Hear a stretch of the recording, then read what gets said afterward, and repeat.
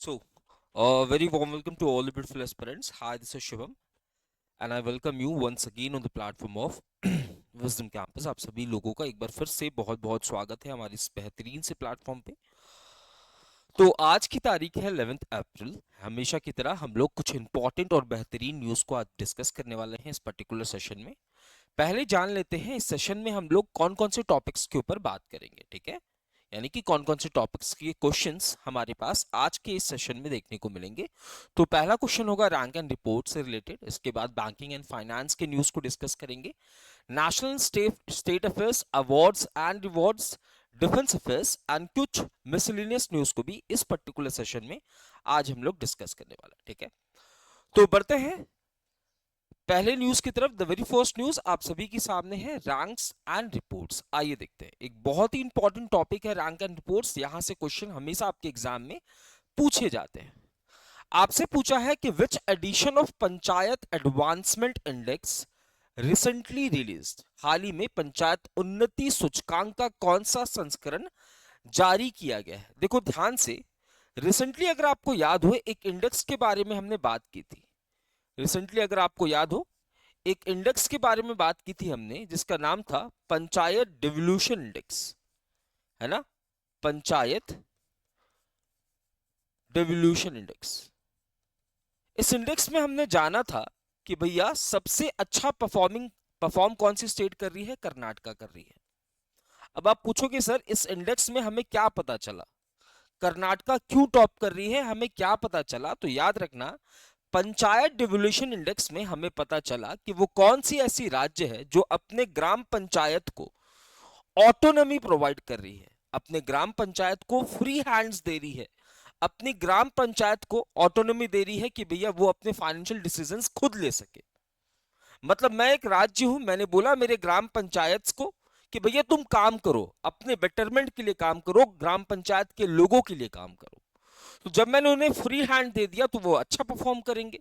तो panchayat devolution index में हमने ये जाना कि वो कौन सी स्टेट है जो कि अपने ग्राम पंचायत को सबसे ज्यादा ऑटोनॉमी प्रोवाइड कर रही है, जिसमें कर्नाटका ने टॉप किया था। बट यहां पे बात हो रही है पंचायत एडवांसमेंट इंडेक्स की, और इस बार इसका पहला संस्करण लॉन्च हो रहा है। एग्जाम में कभी भी ध्यान में रखना, एग्जाम में कभी भी कोई पहला एडिशन, है ना, पहला एडिशन पहला प्राइस दिया जाता है तो एग्जाम के पॉइंट ऑफ व्यू से बहुत ज्यादा इंपॉर्टेंट हो जाता है, ठीक है। याद रहे इस पर्टिकुलर इंडेक्स में बेस ईयर रखा गया है 2022-23। भैया आप कंपेयर करोगे किसी, है ना, मैं कल से बेहतर हूं, आप ये थोड़ी बोलते हो कि अब मैं बेहतर हूं, आप बोलते हो कि मैं 2 साल पहले से आज बेहतर स्थिति में हूं।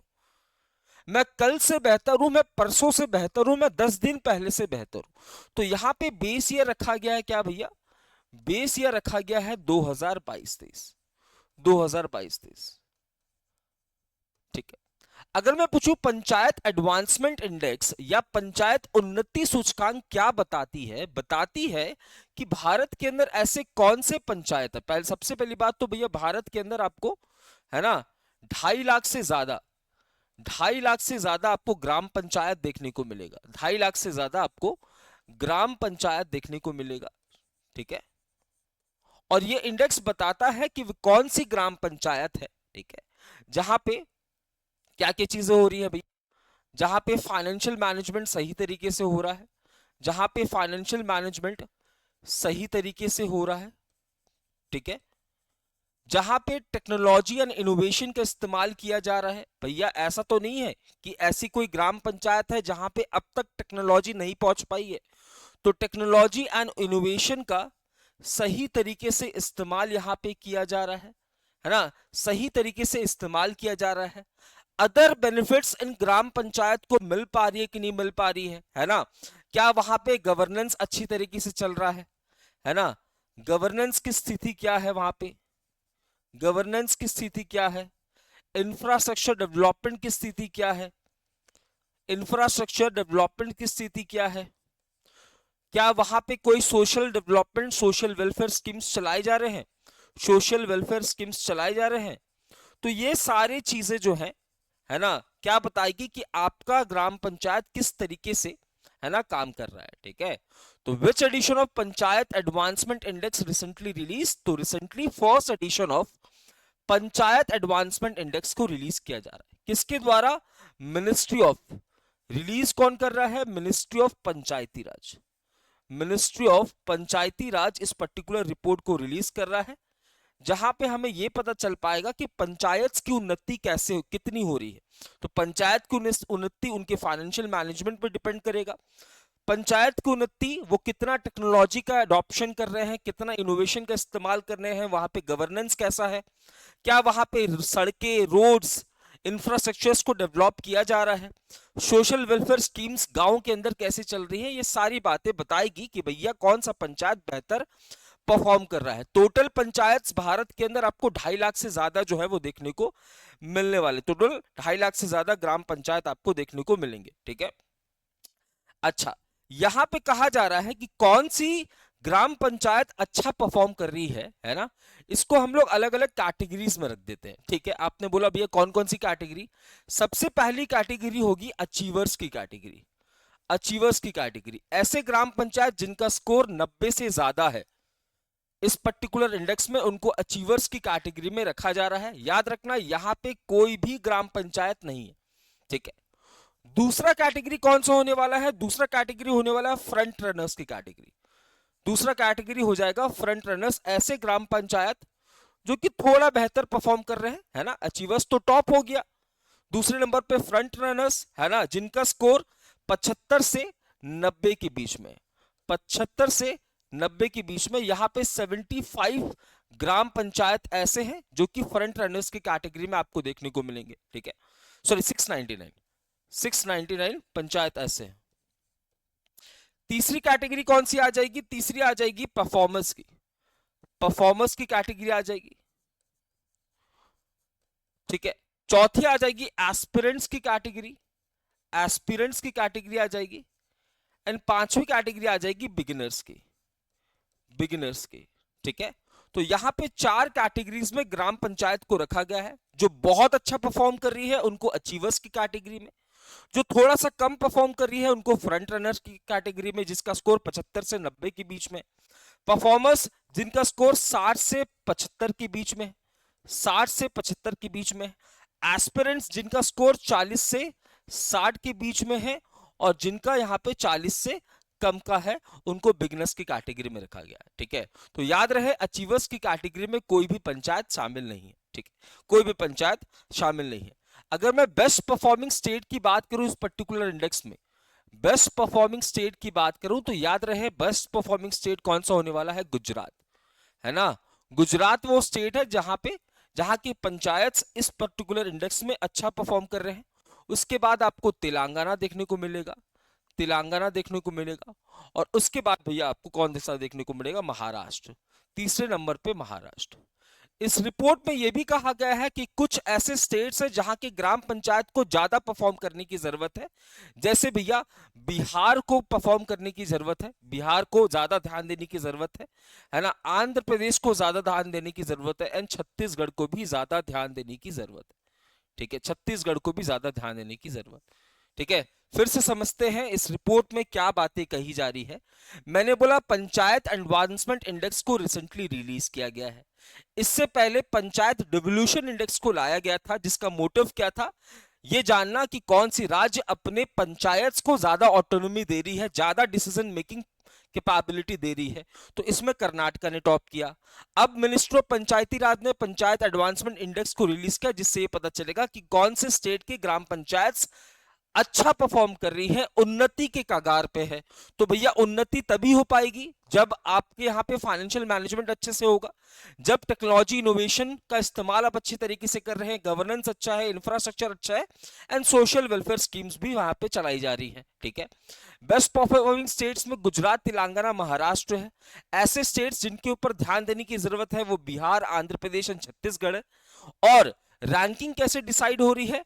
तो आप देखोगे जो बहुत अच्छा परफॉर्म कर रहे हैं उन्हें अचीवर्स की कैटेगरी में, सेकंड नंबर पे front runners, performers, aspirants and beginners. ठीक है, आई होप ये न्यूज कंफर्म हो गया होगा। ठीक है, आइए इसके कुछ थीम्स भी हैं भैया। देखिए, पोवर्टी फ्री, है ना, panchayat, healthy panchayat, children free panchayat, है ना, वाटर सफिशिएंट पंचायत, ऐसे पंचायत जहां पे पानी की समस्या ना हो, ऐसे पंचायत जहां पे ज्यादा हम लोग रिन्यूएबल सोर्स ऑफ एनर्जी का इस्तेमाल कर रहे हैं, जैसे सोलर पैनल्स वगैरह लगा रहे हैं, है ना, सेल्फ सफिशिएंट इंफ्रास्ट्रक्चर का यहाँ पे डेवलपमेंट किया जा रहा है, ठीक है, सोशली सिक्योर्ड पंचायत होनी चाहिए, गुड गवर्नेंस होना चाहिए एंड वुमेन फ्रेंडली पंचायत होना चाहिए। तो 9 इसके थीम होने वाले। आइए अगला प्रश्न कह रहा है what is the rank of India in wind and solar power generation according to Ember global electricity review. Ember global electricity review के अनुसार पवन और सौर ऊर्जा उत्पादन में भारत का स्थान क्या है? तो भारत का स्थान जो है वो तीसरा हो जाएगा। भारत का स्थान तीसरा हो जाएगा। भारत ने रिसेंटली किसे पीछे छोड़ा है? तो लिखो यहां पे भारत ने जर्मनी को सरपास किया है। भारत ने किसे पीछे छोड़ा है? जर्मनी को सरपास किया है। भारत से आगे भैया कौन हो जाएगी? तो भारत से आगे जो है वो यूएसए हो जाएगी। यूएसए एंड चाइना जो है, चाइना जो है वो अहेड होने वाला है भारत से, अहेड होने वाला है भारत से। किसकी बात कर रहा हूं मैं? बात कर रहा हूं पवन ऊर्जा और सौर ऊर्जा की। किसकी बात कर रहा हूं? पवन और सौर ऊर्जा की। देखो एक होता है रिन्यूएबल सोर्स ऑफ एनर्जी, एक होता है रिन्यूएबल सोर्स ऑफ एनर्जी, एक होता है non renewable source of energy.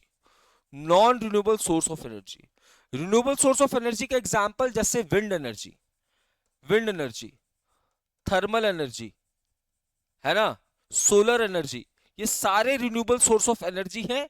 Renewable source of energy का मतलब होता है वो एनर्जी जिसकी तादाद भी ज्यादा है, जिसे हम रिन्यू भी कर सकते हैं, और ये कोई भी ग्रीन हाउस गैसेस एमिट नहीं करता है। Green house gases, green house gases emit नहीं करता है, क्योंकि ग्रीन हाउस गैसेस में आप देखोगे नाइट्रस ऑक्साइड भी आता है, कार्बन डाइऑक्साइड भी आता है, क्लोरोफ्लोरोकार्बन भी आता है, वाटर वेपर भी आता है, और ये हमारे क्लाइमेट के लिए बहुत ज्यादा नुकसानदायक है। Non renewable source of energy जिनकी तादाद कम है, जो एक बार समाप्त हो जाए, जिन्हें वापस नहीं लाया जा सकता, जैसे हो गए कोल पेट्रोलियम, कोल हो गया, पेट्रोलियम हो गया, नेचुरल गैस हो गया, ये सारे non renewable source of energy है जो कि ग्रीन हाउस गैसेस एमिट करते हैं, जिससे कि हमारा क्लाइमेट को नुकसान पहुंचता है, ठीक है। तो पवन और सौर ऊर्जा रिन्यूएबल सोर्स ऑफ एनर्जी, ये बात आपको पता। कह रहा है कि इंडिया का rank amber global electricity review में कितना है? तो तीसरे पोजीशन पे, ठीक है। इस रिपोर्ट में कहा जा रहा है कि इंडिया की अगर मैं बात करूं, इस रिपोर्ट में कहा जा रहा है, इंडिया के बारे में बात करेंगे, ठीक है, इंडिया के बारे में बात करेंगे, तो इस रिपोर्ट में कहा जा रहा है, ठीक है, कि पूरे वर्ल्ड में जितनी इलेक्ट्रिसिटी प्रोड्यूस हो रही है, जितनी भी इलेक्ट्रिसिटी प्रोड्यूस हो रही है, उसमें से 15% इलेक्ट्रिसिटी जो है वो विंड एंड सोलर एनर्जी की मदद से हो रहा है। विंड एंड सोलर एनर्जी की मदद से हो रहा है। दुनिया में अगर 100% इलेक्ट्रिसिटी प्रोड्यूस हो रही है तो उसमें से 15% electricity wind and solar energy की मदद से हो रहा है। कब? 2024 में। इसी में इंडिया का शेयर कितना होने वाला है? तो इंडिया का शेयर होने वाला है 10%। कितना? 10%। दूसरी बात यहां पे भारत के बारे में क्या कही गई, ठीक है, भारत के बारे में बात कही गई कि भैया भारत के अंदर 100, अगर भारत के अंदर 100 इलेक्ट्रिसिटी प्रोड्यूस हो रहा है तो इसमें से 22 इलेक्ट्रिसिटी जो है वो रिन्यूएबल सोर्स ऑफ एनर्जी से हो रहा है, रिन्यूएबल सोर्स ऑफ एनर्जी से हो रहा है, ठीक है, जिसमें जिसमें कि आ, जिसमें कि भैया 8% कंट्रीब्यूशन हाइड्रो पावर का है, हाइड्रो पावर का है ना, एंड 10% कंट्रीब्यूशन जो है वो विंड एंड सोलर का है, विंड एंड सोलर का है। साथ ही साथ यहां पे बताया गया कुछ इनिशिएटिव्स के बारे में, जैसे प्रधानमंत्री मुफ्त सूर्य घर बिजली योजना के बारे में यहां पे बात की गई, जिसे 13 फरवरी 2024 को लॉन्च किया गया था, जिसका मोटिव है 1 करोड़ घरों तक पहुंचना, 1 करोड़ घरों तक पहुंचना। कब तक? 2027 तक। इस स्कीम के अंदर क्या होता है, सरकार आपको सब्सिडी प्रोवाइड करती है कि आप अपने छतों पर सोलर पैनल्स लगा सके, सोलर पैनल्स लगा सके। अब तक 10 लाख हाउस होल्ड्स तक हम पहुंच चुके हैं, 10 लाख हाउस होल्ड्स तक हम पहुंच चुके हैं। ये बात यहाँ पे स्कीम में कही जा रही है, तो इसका हमें बहुत ज्यादा बेनिफिट मिल रहा है। साथ ही साथ अगर आपको याद हो 2024-25 के बजट के अंदर, 2024-25 के बजट के अंदर 10,000 करोड़ का अलॉटमेंट किया गया था यूनियन गवर्नमेंट के द्वारा, है ना, सोलर पावर ग्रिड स्टैब्लिश करने के लिए। सोलर पावर ग्रिड जो है इसे स्टैब्लिश करने के लिए, तो ये सारी इनिशिएटिव्स की वजह से हम काफी अच्छा काम कर रहे हैं विंड एंड सोलर एनर्जी के अंदर, ठीक है। अगर मैं बात करूं इंडिया का टारगेट, इंडिया का टारगेट है 2030 तक 500 gigawatt, 500 gigawatt of renewable energy capacity को, है ना, अचीव करना, जिसमें से 200 गीगावाट ऑलरेडी अचीव किया जा चुका है, जिसमें 46% कंट्रीब्यूशन सोलर एनर्जी का होने वाला है, सोलर एनर्जी का होने वाला है। 2047 तक भारत का टारगेट है एनर्जी के सेक्टर में सेल्फ सफिशिएंट बनना, सेल्फ रिलायंट या सेल्फ सफिशिएंट बनना, ठीक है। एंड 2070 का टारगेट है net zero carbon emission, net zero carbon emission का टारगेट है, net zero carbon emission Bharat का टारगेट है 2070 तक, एंड ग्लोबल टारगेट है 2050, ठीक है। तो ये बात भी आपको ध्यान में रख लेनी है, ठीक है। तो यहाँ पे इंडिया का रैंकिंग क्या होने वाला है, सेकंड होने वाला है। आइए अगला न्यूज है बैंकिंग एंड फाइनेंस से रिलेटेड, कह रहा है RBI cut the repo rate for the second time by 25 basis point, what is the new repo rate. भैया नया रेपो रेट क्या होने वाला है, ध्यान से समझना। रेपो रेट देखो क्या होता है 2016 के अंदर, 2016 के अंदर भैया, है ना, 2016 के अंदर मॉनेटरी पॉलिसी कमिटी का कंसेप्ट लाया गया। किस कमिटी के रिकमेंडेशन से, तो उर्जित पटेल कमिटी की रिकमेंडेशन से, उर्जित पटेल कमेटी की रिकमेंडेशन से 2016 में मॉनेटरी पॉलिसी कमेटी का कंसेप्ट लाया गया, ठीक है। मॉनेटरी पॉलिसी कमेटी का भैया कंसेप्ट यहां पे लाया गया कब, 2016 में, जब हमने आरबीआई एक्ट 1934 को अमेंड किया कौन से बिल के तहत, है ना, तो फाइनेंस बिल 2016 के तहत, फाइनेंस बिल 2016 के तहत। मॉनेटरी पॉलिसी कमेटी का काम क्या है भैया, तो एटलीस्ट साल में 4 बार मिलना, एटलीस्ट 4 टाइम्स इसकी मीटिंग होगी, है ना, 4 टाइम्स इसकी मीटिंग होगी साल के अंदर, ठीक है। इसके एग्जीक्यूटिव चेयरमैन कौन होंगे, तो आरबीआई के गवर्नर। इस मीटिंग के एग्जीक्यूटिव चेयरमैन कौन होंगे, आरबीआई के गवर्नर होंगे, गवर्नर होंगे, यानी कि भैया मल्होत्रा साहब है, मल्होत्रा साहब 26 आरबीआई गवर्नर है, 26 आरबीआई गवर्नर है इन प्लेस ऑफ शक्तिकांता दास। यहां पे मेंबर्स की अगर मैं बात करूं तो याद रखना 3 मेंबर्स होते हैं आरबीआई की तरफ से, एंड 3 मेंबर्स होते हैं गवर्नमेंट ऑफ इंडिया की तरफ से, गवर्नमेंट ऑफ इंडिया की तरफ से। लास्ट बार जब मीटिंग हुई थी फरवरी 2025 में, तब हमने देखा था कि रेपो रेट को पहली बार 6.5% से घटाकर 6.25% कर दिया गया था, जहां पे 25 बेसिस पॉइंट को कम किया गया था। अब देखो एक बेसिस पॉइंट का मतलब क्या होता है, एक बेसिस पॉइंट का मतलब होता है 0.1, यानी कि 25 बेसिस पॉइंट से पहले कम किया गया था, यानी कि 0.25% कम किया गया। तो पहले रेपो रेट 6.5% था, उसके बाद जब फरवरी 2025 में मॉनेटरी पॉलिसी कमेटी की 2025 वाली पहली मीटिंग हुई, तब रेपो रेट को 25 बेसिस पॉइंट से कम कर दिया गया, यानी कि रेपो रेट अब 6.25% हो गया था। अब दोबारा से रेपो रेट को अप्रैल 2025 वाले मीटिंग में, अप्रैल 2025 वाले मीटिंग में भैया 25 बेसिस पॉइंट से कम किया जा रहा है, यानी कि नया repo rate, now repo rate कितना हो जाएगा, तो रेपो रेट हो जाएगा भैया 6%। रेपो रेट कितना हो जाएगा, 6%। अब आप कहोगे सर रेपो रेट क्या होता है, तो रेपो रेट का मतलब होता है वो रेट, है ना, at which bank gets loan, bank gets loan from RBI, from RBI, वो दर जिस दर पे आरबीआई को जिस दर पर बैंकों को आरबीआई से लोन मिलता है, उस दर को हम लोग रेपो रेट कहते हैं, ठीक है, उस दर को हम लोग रेपो रेट कहते हैं। तो यहां पे देखो जीडीपी एस्टिमेशन भी किया जा रहा है, Q1 ऑफ फाइनेंशियल ईयर 26, यानी कि 25-26 की बात हो रही है, तो Q1 पहले क्वार्टर में, है ना, तो जीडीपी का करंट एस्टिमेट है ना, ये पहले रखा गया था 6.5%, अब 6.7% रखा जा रहा है। अच्छा पहले 6.7% रखा गया था, अब इसे रिड्यूस करके 6.5%। ठीक है, क्वार्टर 2 में 7% था जीडीपी का एस्टिमेट, इसे घटा के 6.7%। क्वार्टर 3 में 6.5% था, बढ़ा के 6.6% एंड उसके बाद 6.5% था फोर्थ क्वार्टर में, घटा के 6.3%। यहाँ पे पॉलिसी रेपो रेट तो भैया 6% है, हमने देख लिया। इसके बाद स्टैंडिंग डिपॉजिट फैसिलिटी रेट क्या होता है भैया, है ना, जब आरबीआई जब आरबीआई बैंकों को बोलता है कि भैया तुम अपनी एक्सेस लिक्विडिटी मेरे पास जमा करा दो, अपनी एक्सेस लिक्विडिटी मेरे पास जमा करा दो, उसके बदले मैं तुम्हें इंटरेस्ट दूंगा, वही इंटरेस्ट ये है। याद रखना, यहां पे कोलैटरल की जरूरत नहीं होती है, यानी कि आरबीआई बैंकों को कोई भी कोलैटरल नहीं देता है।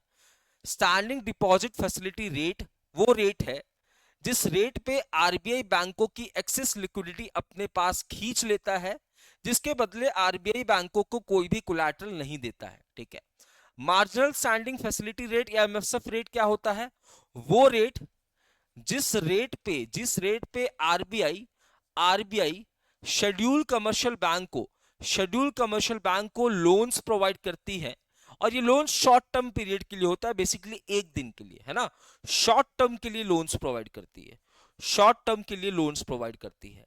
बैंक रेट, आप बैंक में गए, बैंक में जाने के बाद आपने बोला बाबूजी मुझे लोन चाहिए, तो जिस परसेंट पे आपको लोन मिल रहा है उसी को हम लोग बैंक रेट कहते हैं।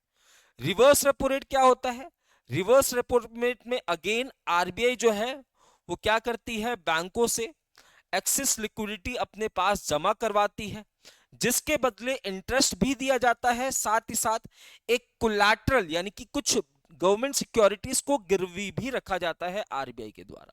तो ये रेट्स भी आपको ध्यान में रखने हैं, एग्जाम के पॉइंट ऑफ व्यू से इंपॉर्टेंट। अगला प्रश्न कह रहा है कि which policy guided the amalgamation of 26 RRB in April 2025।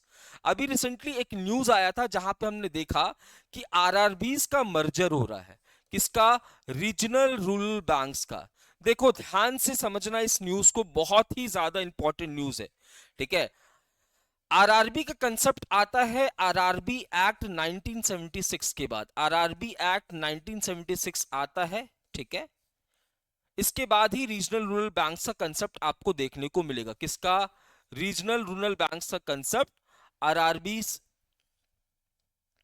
Regional rural banks का जो कंसेप्ट है भैया, ये आपको 1976 के आरआरबी एक्ट के तहत देखने को मिलेगा, है ना। जो रूरल एरियाज है ना, जो रूरल एरियाज हैं वहां पे बेसिक बैंकिंग सर्विसेज को पहुंचाया जा सके, बेसिक बैंकिंग सर्विसेज को पहुंचाया जा सके, ये इसका मोटिव है। अगर मैं आपसे पूछूं कि भारत का पहला आरआरबी कौन सा था, तो भारत का पहला आरआरबी था प्रथमा बैंक। कौन सा था, भारत का पहला आरआरबी कौन सा था भैया, प्रथमा बैंक भारत का पहला आरआरबी थे। इसके स्पॉन्सर्स कौन थे भैया, तो इसके स्पॉन्सर्स थे, याद रखना, सिंडिकेट बैंक, सिंडिकेट बैंक। देखो अभी तक क्या हुआ करता था, अभी तक 2015 तक, है ना, 2015 तक आरआरबी जो है वो फिर ये सिर्फ लोन ले सकते थे, किससे, या तो सेंट्रल गवर्नमेंट से, या तो स्टेट गवर्नमेंट से, और या तो अपने स्पॉन्सर्स बैंक से। ठीक है, पर 2015 के बाद क्या कहा गया कि आप लोन अदर सोर्सेस से भी ले सकते हो, ये एक चेंजेस किया गया। प्रथमा बैंक पहला रीजनल रूरल बैंक होने वाला है। अब भैया भारत में आपको 28, है ना, भारत के अंदर आप देखोगे समय समय पे एमलगमेशन हुआ, ऐसा नहीं है कि पहली बार आरआरबी का मर्जर हो रहा है ना, ऐसा बिल्कुल नहीं है कि पहली बार आरआरबी का मर्जर हो रहा है। 2006 में हमारे पास, है ना, टोटल कितने आरआरबीज थे, तो 196 आरआरबीज थे, टोटल 196 आरआरबी थे, कब, 2006 के अंदर। उसके बाद भैया मर्जर हुआ कब कब, तो 2013-15 में मर्जर हुआ। ठीक है, उसके बाद मर्जर हुआ 2019-21 में मर्जर हुआ, जिसके बाद आरआरबी की संख्या कितनी हो गई, 43 हो गई। तो एट प्रेजेंट आपको 43 आरआरबी जो है वो भारत के अंदर देखने को मिलेगी। ये 43 आरआरबी भारत के 26 स्टेट, ये 43 आरआरबी भारत के 26 स्टेट्स और 2 यूनियन टेरिटरीज में देखने को मिलेगी। आप कहोगे सर स्टेट्स तो हमारे पास 28 है ना, 8 यूनियन टेरिटरीज है, बट आरआरबीज भैया ये सिर्फ 26 स्टेट्स एंड 2 यूनियन टेरिटरीज में देखने को मिलेगी। कितनी? 43। ठीक है, 43। अब क्या हो रहा है भैया?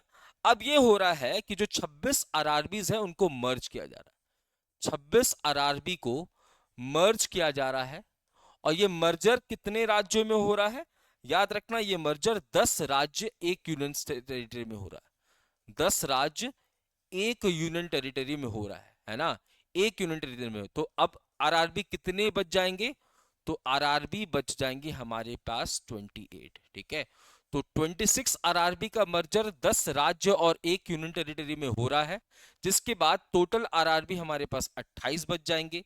2006 में हमारे पास 196 आरआरबी थे। मर्जर हुआ 2013-15 में, मर्जर हुआ 2019-21 में। बच कितने गए? 43 आरआरबी।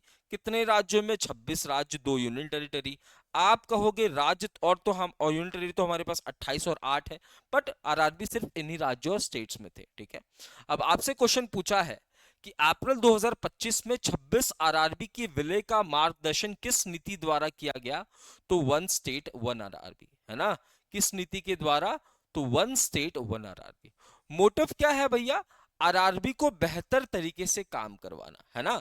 आरआरबीज को बेहतर तरीके से काम करा रहा, उनकी एफिशिएंसी को एनहांस करना। फिर से समझो, मैंने कहा आरआरबीज के लिए सबसे पहला एक्ट आया 1976 में, जिसके बाद पहली आरआरबी भारत की कौन सी थी? प्रथमा बैंक। इसका स्पॉन्सर बैंक कौन था? Syndicate bank. याद रखना 2015 तक आरआरबी सिर्फ सेंटर से, स्टेट से और अपने स्पॉन्सर बैंक से ही उधार ले सकते थे। 2015 के बाद बोला गया कि भैया आप अपने अपने सोर्सेस से उधार ले सकते हो। ऐसा पहली बार कतई नहीं हो रहा है कि आरआरबीज का मर्जर हुआ। पहले 2006 में 196 आरआरबीज थे, 2013-15 में मर्जर हुआ, 2019-21 में मर्जर हुआ, आरआरबी बच गए 43। अब जो 43 आरआरबी बचे हैं कौन से राज्यों में? तो 26 राज्य और 2 यूनियन टेरिटरी में, है ना। उसमें से 26 आरआरबी का मर्जर हो रहा है। ये 26 आरआरबी 10 राज्य और एक यूनियन टेरिटरी में है। बचे आरआरबी कितने हो जाएंगे? 28 हो जाएंगे। 1 मई 2025 से ये इंप्लीमेंट हो जाएगा, याद में रखना। मोटिव क्या है? आरआरबी की एफिशिएंसी को इनहांस करना है। आरआरबी की एफिशिएंसी को इनहांस करना है, और आरआरबी को स्टैब्लिश किस लिए किया गया था? ताकि ऐसे गांव जहां पे बेसिक बैंकिंग सर्विसेज नहीं पहुंच पा रही है ना, वहां तक बैंकिंग सर्विसेज को पहुंचाना। कंफर्म करेंगे in the comment section whether the news is clear और नॉट। अगला प्रश्न है नेशनल एंड स्टेट अफेयर्स से रिलेटेड। कह रहा है कि वो कौन सी पब्लिक सेक्टर अंडरटेकिंग कंपनी है जिसने ये बोला है कि भैया हम लोग एक पेट्रोकेमिकल कॉम्प्लेक्स को खोलेंगे। कहां पे? उड़ीसा के अंदर, जिसमें टोटल लागत 61,000 करोड़ की होगी। बहुत सही बात है ना। तो यहां पे इंडियन ऑयल कॉरपोरेशन लिमिटेड, ठीक है, IOCL, ठीक है। याद रखना भैया ये एक महारत्न कंपनी है। किस टाइप की कंपनी है? ये एक महारत्न कंपनी है। महारत्न कंपनी। टोटल कितनी महारत्न कंपनी आपको देखने को मिलेगी? 14। ठीक है, जिसमें से इंडियन ऑयल कॉरपोरेशन लिमिटेड आपको एक महारत्न कंपनी के रूप में देखने को मिलेगी। ये स्टैब्लिश हो रहा है, कब हो रहा है? 1959 में। ठीक है, हेडक्वार्टर कहां पे है इसका? दिल्ली के अंदर आपको इसका हेडक्वार्टर देखने को मिलेगा। ठीक है, अरविंदर सिंह इसके चेयरपर्सन है। अरविंदर सिंह इसके क्या हो जाएंगे? चेयरमैन हो जाएंगे। ये बात भी आपको याद रखनी है, चेयरमैन भी हो जाएंगे, ये बात भी आपको याद रखनी है। याद रखना ये पेट्रोकेमिकल्स में भी डील करता है ये कंपनी। ठीक है, पेट्रोकेमिकल्स में भी डील करता है, पेट्रोलियम में भी डील करता है ना। नेचुरल गैस में भी डील करता है, नेचुरल गैस में भी डील करता है। बहुत सारे कंट्रीज में आपको इसके ऑपरेशंस देखने को मिलेंगे, जैसे श्रीलंका में, है ना, मॉरिशियस में, मॉरिशियस हुआ, श्रीलंका हुआ, है ना, मिडिल ईस्ट हुआ, मिडिल ईस्ट हुआ, और इंडिया में इसके ऑपरेशंस आपको देखने को मिलेंगे। तो भैया ये उड़ीसा के अंदर 61,000 करोड़ की लागत से एक पेट्रोकेमिकल कॉम्प्लेक्स को बनाएगा इंडियन ऑयल कॉरपोरेशन लिमिटेड। आई और ये सारा डिसीजन कहां पे हुआ भैया? तो उड़ीसा इन्वेस्टर्स मीट में हुआ, जो कि 8 अप्रैल 2025 को कंडक्ट किया गया। Next news, which edition of पोषण पखवाड़ा recently launch by government of India? ध्यान से समझना, एक इनिशिएटिव को लॉन्च किया गया था जिसका नाम है पोषण अभियान। पोषण अभियान इनिशिएटिव को लॉन्च किया गया था। ये इनिशिएटिव लॉन्च कब हो रहा है? 2018 के अंदर। ये इनिशिएटिव किसका है? Ministry of women and child development, women and child development मंत्रालय का ये इनिशिएटिव होने वाला है। ठीक है, डेवलपमेंट का ये इनिशिएटिव होने वाला है, जिसकी मिनिस्टर है अन्नपूर्णा देवी। अन्नपूर्णा देवी इसकी यूनियन मिनिस्टर है। ठीक है, तो पोषण अभियान को लॉन्च किया गया 2018 के अंदर। इसका मोटिव क्या है भैया? इसका मोटिव है क्या? जो प्रेग्नेंट वुमेन है, प्रेग्नेंट वुमेन है ना, उन तक न्यूट्रिशियस खाना पहुंच सके। ठीक है, जो एडसोलेंट गर्ल्स है, एडसोलेंट गर्ल्स है, उन तक न्यूट्रिशियस खाना पहुंच सके। जो चिल्ड्रंस हैं उन तक न्यूट्रिशियस खाना पहुंच सके। यानी कि कुल मिलाकर इस पर्टिकुलर पोषण अभियान का मोटिव है ना, मैल न्यूट्रिशन को दूर करना। ऐसे लोग जिनके अंदर न्यूट्रिशन की कमी है उन तक न्यूट्रिशियस खाना पहुंचाना। और इसी के अंदर आपको पोषण पखवाड़ा सेलिब्रेट होता हुआ नजर आएगा। इस बार इसका ये कौन सा एडिशन है? तो इस बार इसका ये 7वां एडिशन होने वाला है, जो कि भैया 8 अप्रैल से लेकर 22 अप्रैल तक चलने वाला है।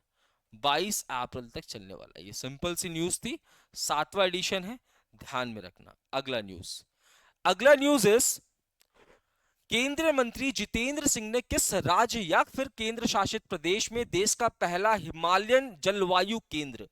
जलवायु केंद्र का क्या काम होगा? जलवायु केंद्र है ना, यानी कि क्लाइमेट सेंटर। इसका काम क्या होगा? क्लाइमेट रिलेटेड इंफॉर्मेशन आपको प्रोवाइड करना। क्लाइमेट रिलेटेड इंफॉर्मेशन आपको प्रोवाइड करना। तो भैया पहला हिमालयन क्लाइमेट सेंटर कहां पे डेवलप किया जा रहा है? जम्मू एंड कश्मीर में, है ना। जम्मू एंड कश्मीर में जितेंद्र सिंह के द्वारा इसे इनॉग्रेट कर दिया जा चुका है। कौन से डिस्ट्रिक्ट भैया? उधमपुर डिस्ट्रिक्ट। कौन से डिस्ट्रिक्ट? तो जम्मू एंड कश्मीर के उधमपुर डिस्ट्रिक्ट में इसको ऑलरेडी इनॉग्रेट कर दिया गया है। आइए अगला प्रश्न। अगला प्रश्न क्या कह रहा है? अवार्ड्स एंड रिकॉग्निशन से है। कह रहा है shikara a traditional wooden boat recently get GI tag belongs to which state and UT? Shikara एक पारंपरिक लकड़ी की नाव है जिसे हाल ही में जीआई टैग मिला है। ये किस राज्य या फिर केंद्र शासित प्रदेश से बिलोंग करता है? शिकारा जो है भैया, ये आपको श्रीनगर के दल लेक में चलता हुआ नजर आएगा, है ना। श्रीनगर के दल लेक में चलता हुआ नजर आएगा।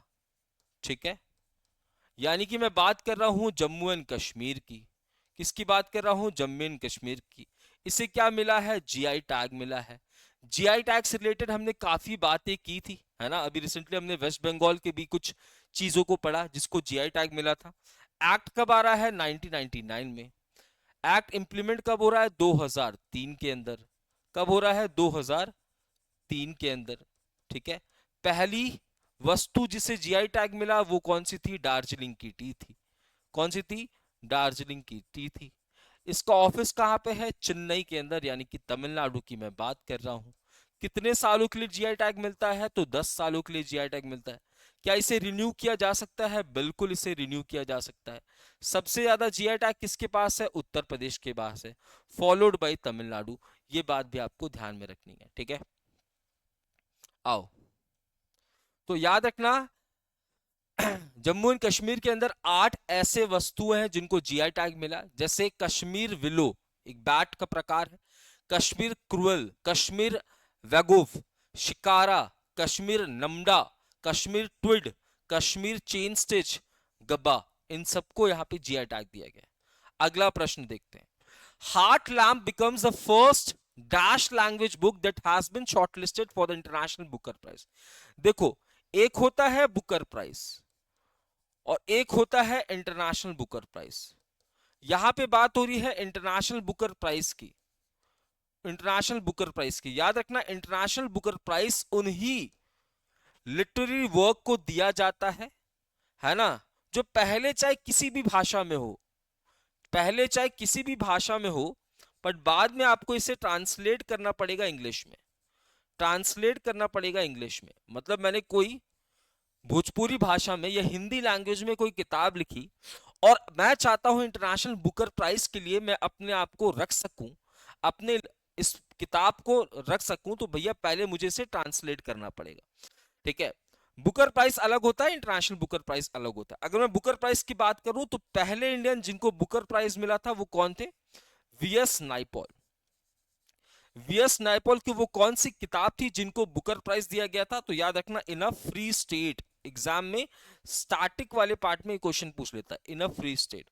और अगर मैं पूछूं पहली वुमेन, फर्स्ट वुमेन की बात करूं जिसको बुकर प्राइज मिला था, तो वो कौन हो जाएंगी? अरुंधति रॉय। अरुंधति रॉय है ना, काफी विवाद में भी रहती हैं ये अरुंधति रॉय। ठीक है, जब जम्मू एंड कश्मीर को लेकर उन्होंने काफी बड़ा बयान भी दिया था, गॉड ऑफ स्मॉल थिंग्स के लिए, गॉड ऑफ स्मॉल थिंग्स के लिए। और याद रखे, इकलौते ऐसे इंडियन जिनको इंटरनेशनल बुकर प्राइज मिला है वो कौन है भैया? गीतांजलि श्री, गीतांजलि श्री। और इनकी कौन सी नॉवल थी? इनकी नॉवल हिंदी में थी पर इसको ट्रांसलेट किया गया है ना, टॉम ऑफ सैंड्स। क्या नाम था इनके नॉवल का? टॉम ऑफ सैंड्स, है ना, मतलब मिट्टी का पहाड़ कह लो, टॉम ऑफ सैंड्स। ठीक है, इसको इंग्लिश में किसने ट्रांसलेट किया? एग्जाम में ऐसे भी क्वेश्चन पूछ सकता है, तो ये कंफर्म करोगे। तो कन्नड़ा भाषा में, कन्नड़ा भाषा की लिखी हुई किताब जिसको हाल ही में इंटरनेशनल बुकर प्राइज के लिए शॉर्टलिस्ट किया गया, टोटल 6 किताबों को शॉर्टलिस्ट किया गया है, जिसमें एक किताब जो है ये भी है। तो आप बोलोगे भैया कन्नड़ा भाषा में है तो इसको चेंज किया गया है होगा, ट्रांसलेट किया गया होगा। बिल्कुल, ट्रांसलेट करके क्या कर दिया गया है? Heart lamp. ट्रांसलेट किसने किया है? तो दीपा भास्ती, दीपा भास्ती ने ट्रांसलेट किया, याद रखना, ट्रांसलेट किया है। और ओरिजिनल राइटर कौन है भैया? बनु मुस्ताक। ओरिजिनल राइटर कौन है? बनु मुस्ताक, ओरिजिनल राइटर बनु मुस्ताक। ठीक है, आओ डिफेंस अफेयर्स की बात हो रही है तो India recently approved a deal worth ₹63,000 crore for the procurement. हम लोग 26 रफाल खरीद रहे हैं। किससे खरीद रहे हैं? फ्रांस से तो खरीदेंगे। 26 रफाल खरीद रहे हैं जिसमें से 22 रफाल सिंगल सीटर होगा, सिंगल सीटर रफाल होगा, एंड 4 जो है ये ट्विन सिस्टर सीटर, यानी कि एक से ज्यादा आदमी इसमें बैठ सकते हैं। तो 22 single seater Rafale, 4 twin seater Rafale. Already हमारे पास रफाल जो है आपको देखने को मिलने वाला है। ठीक है, इसे कहां पे तैनात किया जाएगा? आईएनएस विक्रांत में। आईएनएस विक्रांत में इसको तैनात किया जाएगा। क्यों आईएनएस विक्रांत में? क्योंकि भारत का खुद से बनाया गया, इंडिजिनियसली डेवलप्ड क्या है? एयरक्राफ्ट कैरियर है ना। जितने भी एयरक्राफ्ट होते हैं उनको कैरियर्स में रखा जाता है, तो भारत का इंडिजिनियसली डेवलप्ड एयरक्राफ्ट कैरियर होने वाला है, इसी पे से रख दिया जाएगा। चलिए कुछ मिसलिनियस न्यूज को डिस्कस कर लेते हैं फटाफट से। तो एक क्या कहा? निवेशक शिक्षा एवं संरक्षण निधि प्राधिकरण और इंडिया पोस्ट पेमेंट बैंक ने ग्रामीण महिलाओं में वित्तीय साक्षरता, है ना, को बढ़ावा देने के लिए देश में निवेशक दीदी पहल के दूसरे चरण को शुरू करने के लिए नई दिल्ली में एक समझौते पे हस्ताक्षर किया। तो investor education and protection fund authority plus Indian post payment bank दोनों मिलकर एक अग्रीमेंट साइन कर रही है, जहां पे हम लोग निवेशक दीदी इनिशिएटिव को लॉन्च कर रहे हैं। ये इसका दूसरा संस्करण होने वाला है। इसका मोटिव क्या है? गांव में रहने वाली महिलाओं के अंदर फाइनेंशियल लिटरेसी को बढ़ावा देना। ठीक है, फाइनेंशियल लिटरेसी को बढ़ावा देना।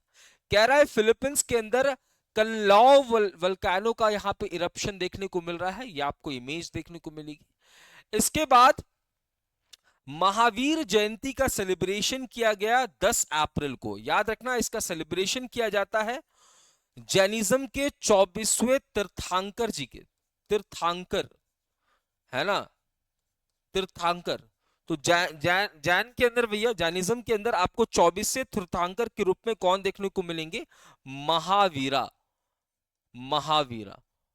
और इन्हीं के बर्थ एनिवर्सरी के उपलक्ष्य पे हम लोग क्या सेलिब्रेट कर रहे हैं? महावीर जयंती सेलिब्रेट कर रहे हैं। क्या सेलिब्रेट कर रहे हैं? महावीर जयंती।